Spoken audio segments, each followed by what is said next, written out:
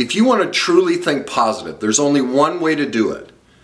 To do it, you have to be able to think negatively first. And here's the proof. If you click out of this show and don't watch it till the end for any other reason than you already know the information, you're proving the truth of that. Pay attention to why you click out. It'll be a feeling, something negative, something like, oh, I don't want to hear that, or I don't want to admit that, I don't want to know that. There will be a negative feeling that comes up, and you don't want to feel that feeling because you don't have the ability to process it. And so you'll push it away. Here's why that's so devastating. You're suppressing pain. Well, you can never truly think positive unless you reconcile that pain. It's always there. It doesn't go away. The avoidance, the denial, the minimizing, suppressing, and repressing of pain makes it absolutely impossible for you to think positive or feel positive because that's always underlying it. Now here's the proof, because we've all been told, like everyone, oh, think positive. It's all over the internet. It's all over self-help gurus, people like myself. Oh, you got to think positive. Well, the science is overwhelming how detrimental it is. As I always have a hard time saying his name, Gabor Mate says, they have seen in study after study after study that compulsive thinkers are more likely to develop disease and are less likely to survive. Listen to that. They're more likely to develop disease and less likely to survive. Study after study has shown that. The only way we can truly be a positive thinker is by investigating our negative thoughts and feelings, because that empowers us to know that we have nothing to fear from the truth of our pain. We just have a society that just doesn't want to go there. The answer is in our pain. It always has been, it always will be. There's no denying it. But no one wants to advocate it. No one wants to be the bad guy, because why?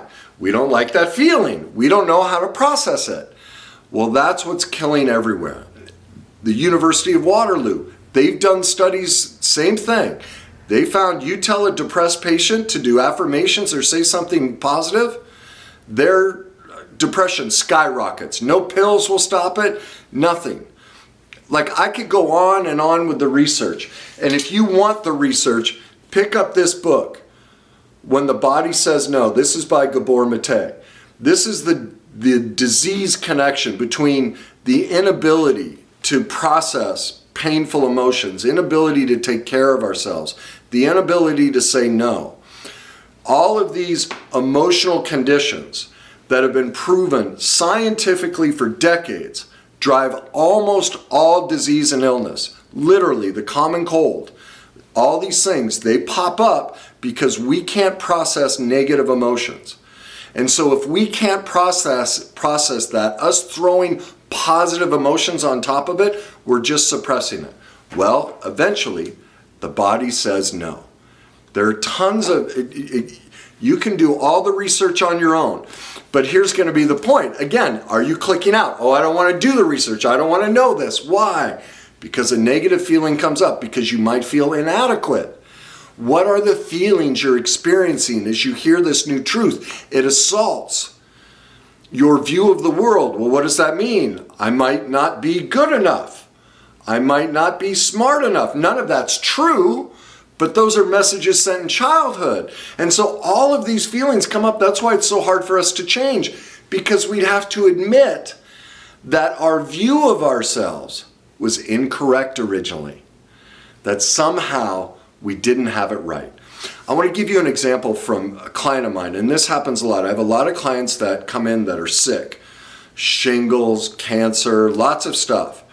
And because there are certain doctors that refer them to me when they're finally ready to deal with the emotional component of their disease. And this woman had just been diagnosed with cancer. And she, was like, I'm not going to do coaching, therapy, none of that. It's all garbage. Don't want to do it. Well, the cancer shocked her into reality of, oh my God, something's wrong. I need to talk to somebody. And so we got to talking, and I was like, just tell me a little bit about your life. And she started explaining her marriage and a little of her childhood and kids, and she's like, and started explaining some things that frustrated her. And I noticed whenever she talked about something frustrated, something that angered her or made her powerless or anything, she'd put her hand here. And so I started to cue in on that, and I'm like, as we talk deeper, I'm like, so when your husband does that, how do you feel? And she'd immediately go, I feel anger, I feel resentment, I feel helpless. Every single question, over and over and over and over. And what was it like in childhood? Oh, over and over. And finally, I gave her like a list of 15 questions in a row that were just snap answers. And she just kept doing this. And I said, did you notice what your hand's doing? She kind of paused. I said, did you notice with every question of pain and frustration where your hand goes? She kind of looked and she's like, here. And I said, yes. And where's your cancer? She just broke down in tears. She was trying to tell herself where she stuffed all of her unhealed pain and emotions, and it developed into breast cancer. It's a common trait with breast cancer, a complete inability to say no, an inability to take care of themselves, an inability to process negative, painful emotions. It happens all the time. Well, her test results, the prognosis wasn't that great immediately. The doctors are like, what are you doing? What's happening? Like, your score shouldn't be like this. She's completely healed now. We went back and healed all of that stuffed emotion. And she got healthy, because cancer is literally your body turns against itself. Well, resentment, anger, guilt, hiding secrets, not being able to stand up for yourself, you're eating yourself alive inside. So this explains it too. People with ALS, Lou Gehrig's disease, right? A common trait, clinicians, they don't even need to see the test results. They can just, by observing the patient and asking them questions, they'll go into the doctor and they'll say they don't have ALS, they're not nice enough. A common trait for people with Lou Gehrig's disease is they completely give themselves away. They do everything for everybody but themselves. Lou Gehrig himself, if you don't know him, he's the baseball player, played 2,000 some games in a row without missing a game. During that time, he had 17 fractures, never missed a game. One of his teammates had a cold. He took this teammate to his mother, made his mother take care of his teammate while he kept playing.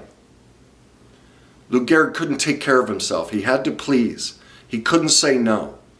And that's a common trait with people with Lou Gehrig's disease. It goes over and over and over. The inability to process our emotions and our struggles literally kills us. You can't be positive. One of the most positive people, Lou Gehrig, everything. Well, it kills us. We have to be able to process our pain to truly think positive. Now, I can hear a lot of people going, hey, I don't have pain, I don't do that, I think positively the right way. Well, I'm going to give you 10 things to look at in your life. The first of all is, do you think you experienced any sort of childhood trauma or pain? Well, it's been my experience, over 80% of people will say, no, my childhood was perfect, parents were great. Well, I have 2 questions. To this day, nobody's ever gotten past these 2 questions, and they prove you've been through severe trauma in childhood. Don't click out. Don't run from this solution. The first question is this. When you were a child and you felt angry, sad, or scared at anything your parents did or said in that moment, could you have a discussion with them? Get in your room. I don't want to hear it. Right? Isn't that pretty much what happened to us all? We were squashed. We couldn't talk.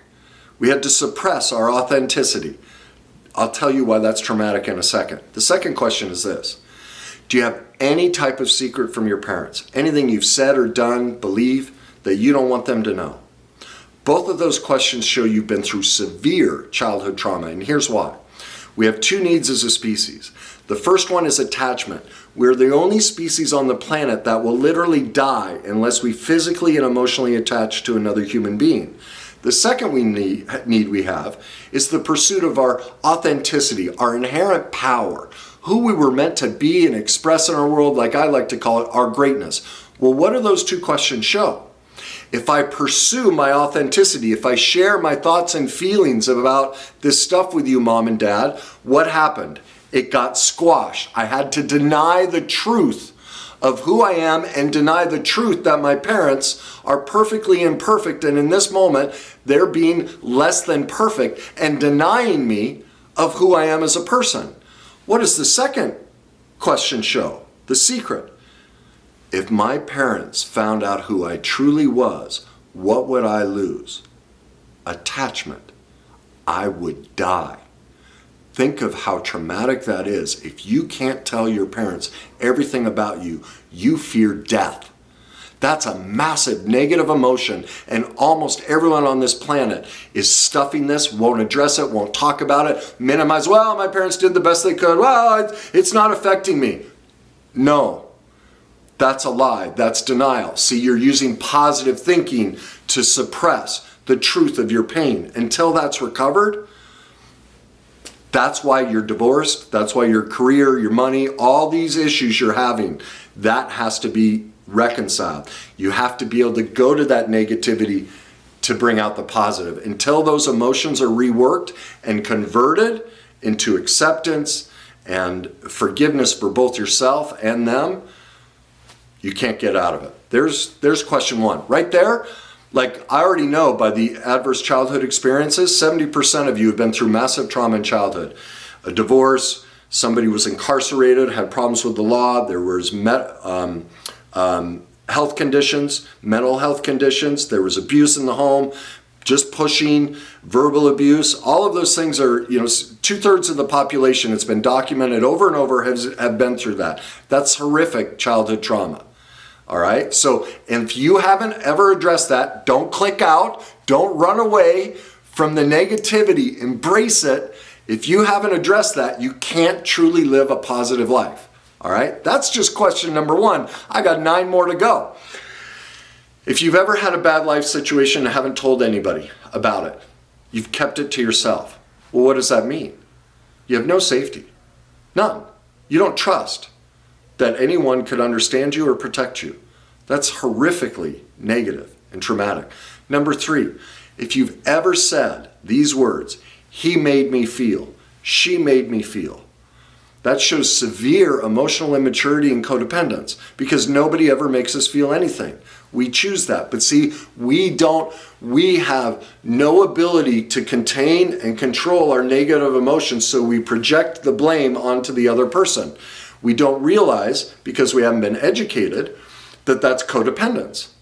And that's why that shows up. Okay? That's number 3. Number 4, have you ever judged, blamed, criticized anyone or anything? We all have. That's denial. Whenever we judge, blame, criticize, hate anyone or anything, all we are ever seeing is a part of ourselves, right in front of ourselves, something we do directly or indirectly that we haven't admitted to ourselves. And we're now projecting that onto them. Now this gets confusing for people because they're like, well, no, I hate this in them and I don't do that. Well, let me give you the examples so you can parse out how you're avoiding the pain in your life. All right, here's a direct example. Like if I said, I can't stand men who wear yellow shirts, flamboyant green plaid jackets with yellow pocket squares. God, they drive me insane. They're just so pretentious and stupid. Who am I talking about? Me. Yes, sometimes I'm very pretentious. Sometimes I am stupid. I'm all of those judgments and blames. I'm talking directly to myself and I wear those things. Those are truths about me. I can be very pretentious. I can be very stupid. I have lots of negative traits. Okay? But we can see that. So we can see when we point the finger at somebody, oh yeah, God, that's me. This is the part that tricks people up. And it took me a long time to discover this. The indirect. And here's how I discovered it. I've always hated stupid drivers. Can't stand them. going too slow in the left lane, or my favorite is the left-hand turn. You're sitting at a light, right? And there's a car in front of you. And there's a car coming this way and they're gonna turn right. And this car's sitting here waiting for them to turn before they go. Well, I'm like, you guys are so stupid. You're both supposed to go at the same time, you just stay in your lane. But virtually nobody does that. And so I'd scream and yell, you guys are so stupid, why won't you turn? And I finally went, this is about me. I'm judging, I'm blaming, I'm criticizing. I'm in denial, but I don't do that. I always go, and if they get upset, I'm just like, well, learn the rules of the road. That's on you. And it finally hit me. What's the emotion? Listen, I hate stupid drivers. What's the emotional content? Stupid, right? Well, do you know my life story? Multiple addictions, 2 divorces. I picked a woman who was physically and verbally abusive. Child custody battle, bankruptcy, 2 pro sports I never wanted to play, contemplated suicide. I am literally the dumbest and most stupid person I know. I was talking to myself. What I was saying was, I'm not accepting that I'm imperfect and that I did the best I could with the information I had at the time, and I've made a lot of mistakes. And so in those moments, now with life experience and choosing to go become an expert and learn about all this stuff, I make better decisions. I'm not actually stupid, but I'm shaming myself. So I learned how to do that process and forgive myself. I did the best I could in all of those situations. If we taught this stuff I teach, I would have made other decisions. But I did the best I could. So that's, if you're judging, blaming, criticizing, look directly for how you do that self. You're in denial. You don't want to see that negativity about yourself, either directly or indirectly. And when it's indirect, look for the emotional content. Then look back in your life and see how you do the exact same thing. You're always talking about the negative part of yourself you haven't seen and addressed and haven't forgiven yourself for. Stay with me. If you're still here, hang in there. Work through those negative feelings. I'm going to get to solutions, okay? Addictions. If you've ever been addicted to anything, working out, alcohol, drugs, all the normal stuff, sleeping pills, TV, any of it. Food. Oh, God, almost the whole population is addicted to food. What is it, over 80%? We all have massive addictions. Well, food is just stuffing of pain. That's all it is. All right? Health issues. Literally, there's only 3 diseases where if you're born with those genes, it is guaranteed you will have them. All other diseases and illnesses are the cause of environment. And I don't mean the air and water you breathe. While they have an impact, it's primarily your emotional environment that triggers. Lots of kids, lots of people are born with cancer cells. They don't trigger unless an emotional condition presents itself. Or, I mean, there are other factors. It can be an environmental condition. But if you've had health issues, chronic health issues especially, then you have a lot of negative pain to process, okay?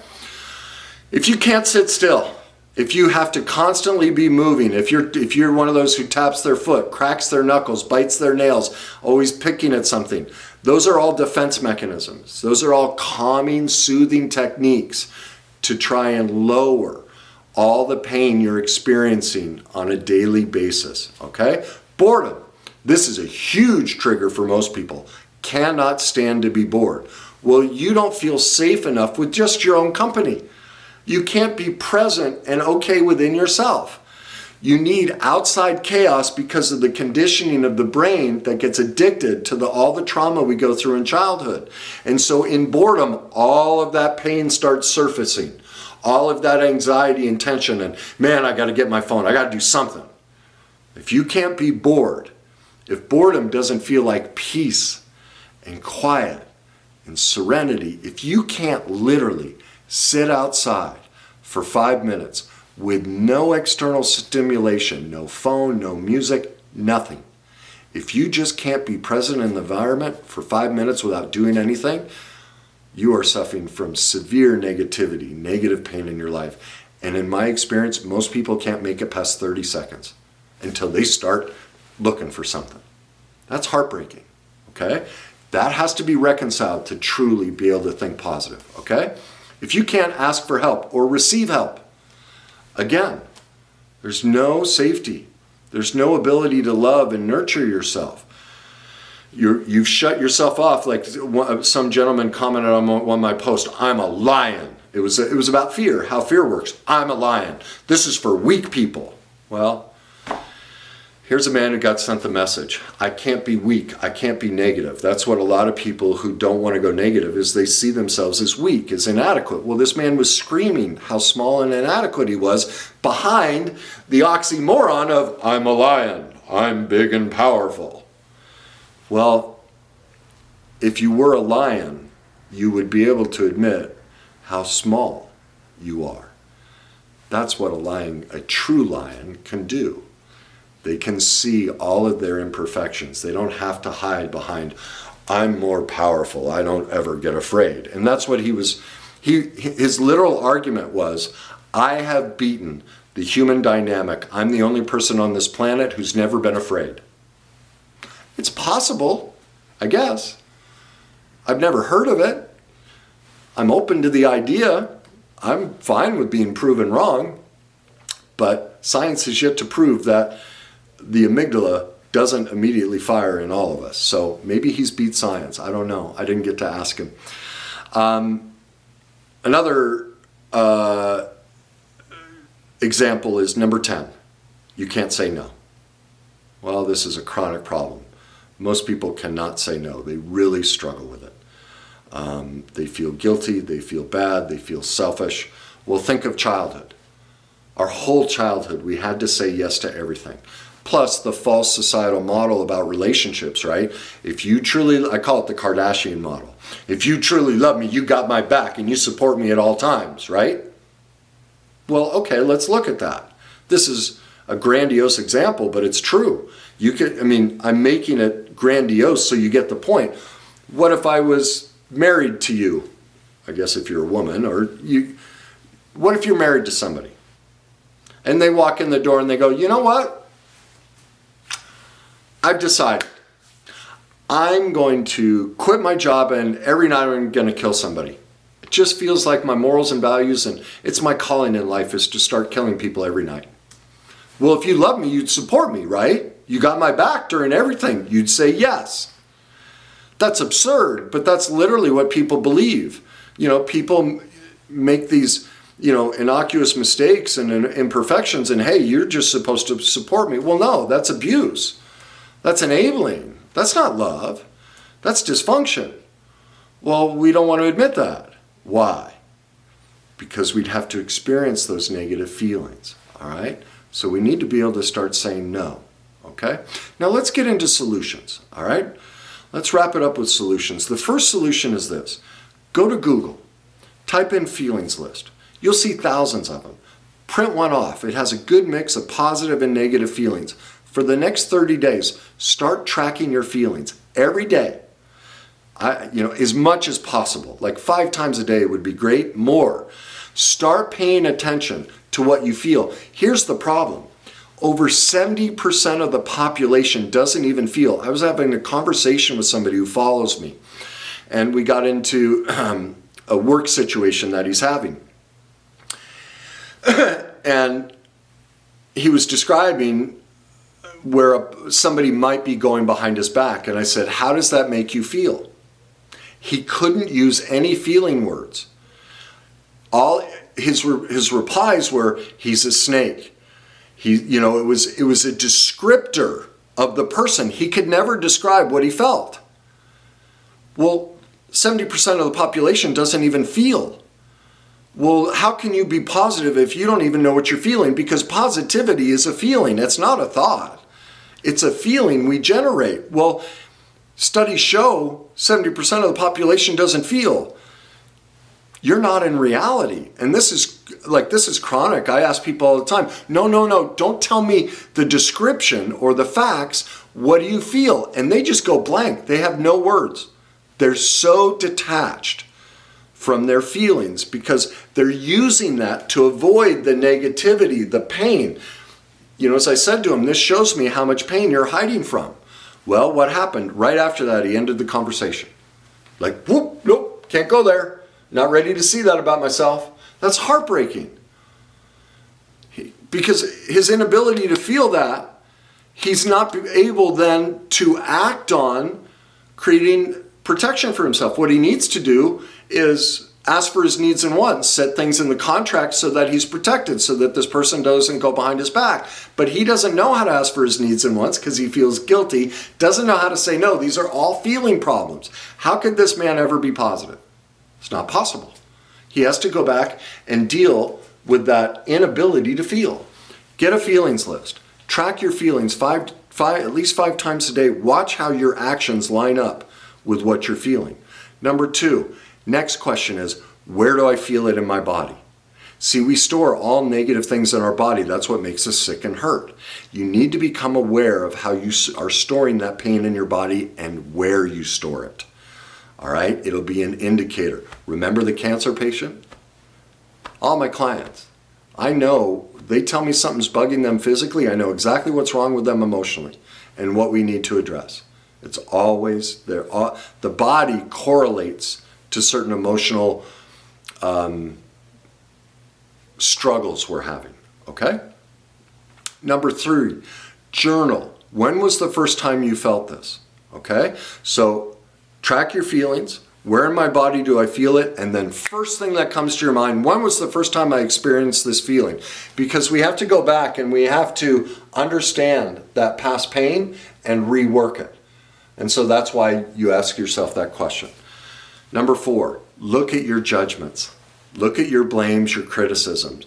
You are literally screaming at yourself the answer of all the pain you haven't addressed and all the things you need to go forgive yourself for. You go deal with that, you can be positive. But as long as you're judging, blaming, criticizing, like politics, God, you just see it, like get on Facebook or Twitter for 5 minutes and all you're seeing is people scream their dysfunction at themselves, politically, on both sides. The issues in themselves they haven't dealt with. Democrats do it. They're saying, oh, Republicans this. Republicans are going, oh, Democrats this. They're both talking to themselves.